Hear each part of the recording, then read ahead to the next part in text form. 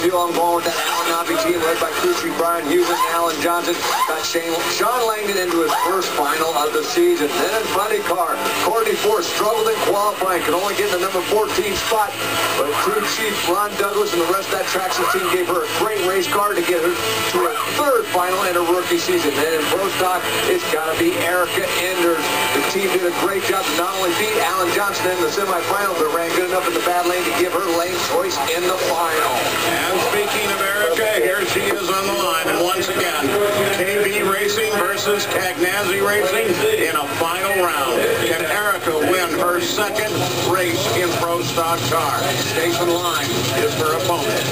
Now, Jason Line likes running up here, but he's at a disadvantage right now. He's in that Camaro that he's been working on. It's running well, but he's basically really struggled. Take a look at the wins by lane. It's fairly even except for Pro Stock, 12-2. One of those wins came from Erica Enders in the previous round.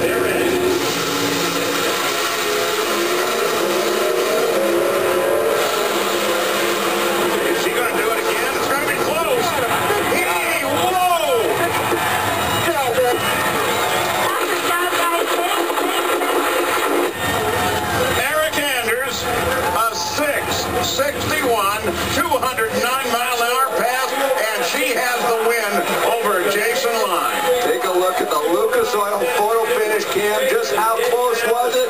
11 thousandths of a second at the stripe. What a great job by that team. 2 wins this year, and Erica has taken out the 2 KB cars. Dave Reed. And the ace up her sleeve may be this man, Tommy Young, who spent a couple days in Alaska. But Tommy, you and this racetrack seem to have a love affair because you've taken Greg Anderson, Richie Stevens, Dave Conley, and now Erica into the winner's circle here. What is it about the Pacific Northwest?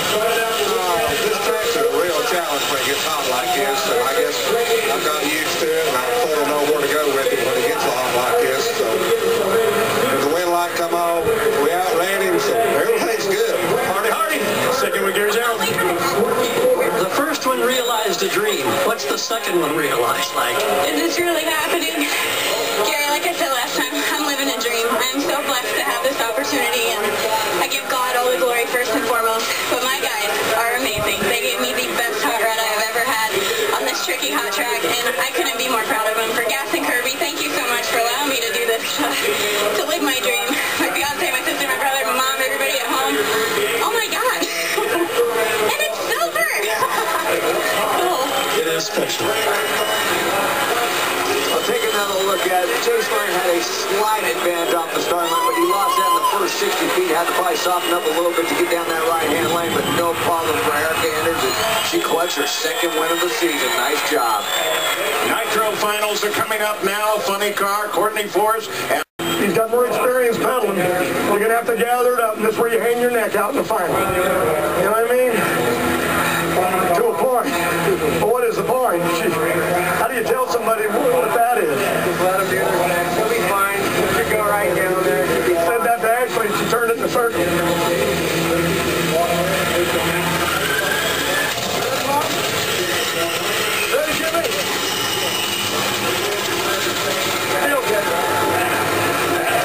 Courtney has fired up.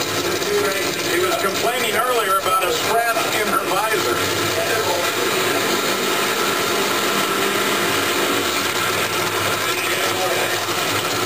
Courtney and Matt Hagan. Courtney looking to become the 89th different Funnycar winner in the history of the class, as we consider female first wins here at Seattle. Melanie Troxel got her first win here, as did Courtney, but then it was in Top Alcohol Dragster, and of course Alexis DeJoria last year became the second female winner in Top Alcohol Funnycar history. And both to address the stretch in that dragster, I talked to John Force, who immediately tried to downplay it, but I pressed him a little bit harder, and he said, it's over on the left side of her visor, but since she's in the left lane and will have to look to the right for the Christmas tree, it shouldn't be a problem. But like that, any little thing that can throw you off your game, that could potentially be a problem.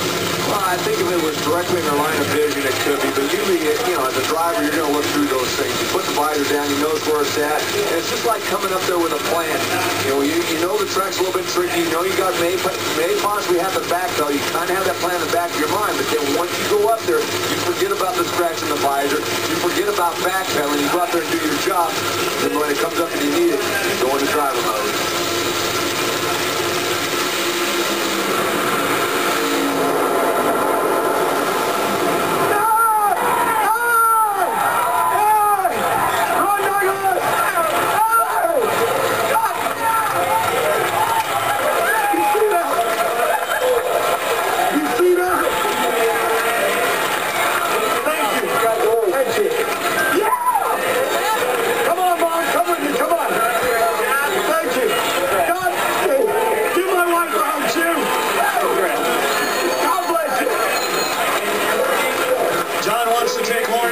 To meet it.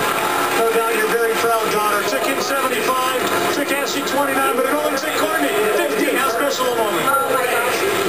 She has been very calm in the box before this round, and I thought, does she remember she's going in the final? And I had to remind her, you know, you won here before in top alcohol dragster, and she said, don't put the pressure on me. So she did it. Oh, the right for she ran. Hagen might be the champion because he's great, but you whipped the 15-time champ. You whipped me, now you whip him. And she did, and God bless her. Let's go.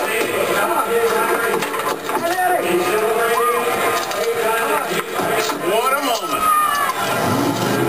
At the start of the show, we promised you some history. We didn't know that it was going to be two women winning on the same day in the pro classes in the NHRA. First time that's happened, Gary. She is like a deer in the headlights. Her eyes going in every direction. Matt Hagen coming over to offer his congratulations. We'll wait until that helmet comes off. What a day. Two women pro winners. There was also a woman winning in sportsman category earlier today. Courtney, I know all of your life. You've been around this sport. I know you've dreamed about this moment. Tell us what it feels like right now as the silver Wally goes into your hands. This is an amazing feeling. I grew up watching my dad drag race ever since I was a little kid. This is something I dreamed about and I wanted to do. I didn't care who told me I couldn't do it. I knew I was going to be out here with my dad racing him. I was able to beat him in the semis, which was awesome. So to get this Traxxas Ford Mustang into the final and to get our first victory this season, you know, third time's a charm making it to the final. I'm so proud of my guys. Ron Douglas, Dan Wood, all of my team. You know, they came on this year to a new driver, a rookie driver, and they ended up with a girl. But you know what? I'm so glad to have them. For all of our sponsors, Castrol, Ford, Auto Club, Brand Source, Matt Tools, I'm so happy to get the one. I still can't believe it. Woo! Throw those rookie stripes away. She's a winner. And you hear John coming down the track. Here comes Top Fuel. Final, Sean Langdon and Steve Torrance. Well, the question is, will we get another first-time winner in Sean Langdon? But not if that man can help it. Steve Torrance, he has lane choice taking that right-hand lane. We saw the Funnycar penalty. Both lanes look pretty good, so this should be a good race.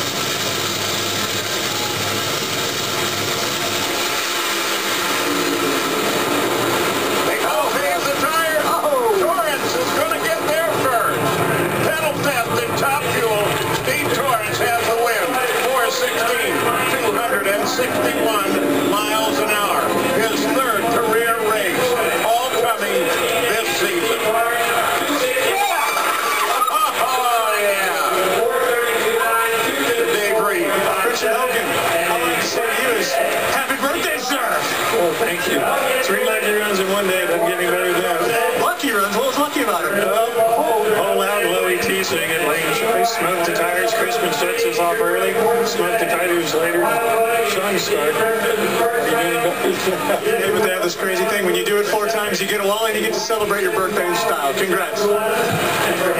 It's a big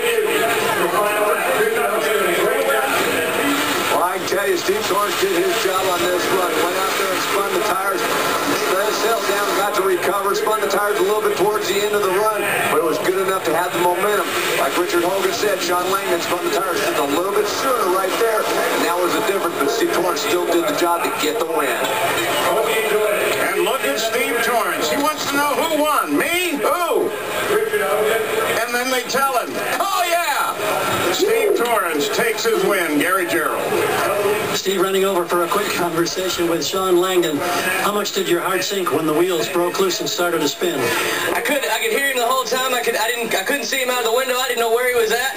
I didn't know until I rounded the corner right here whether we won or lost. I looked up and saw the 416, but, you know, that all-in-hobby team over there, Sean Langdon,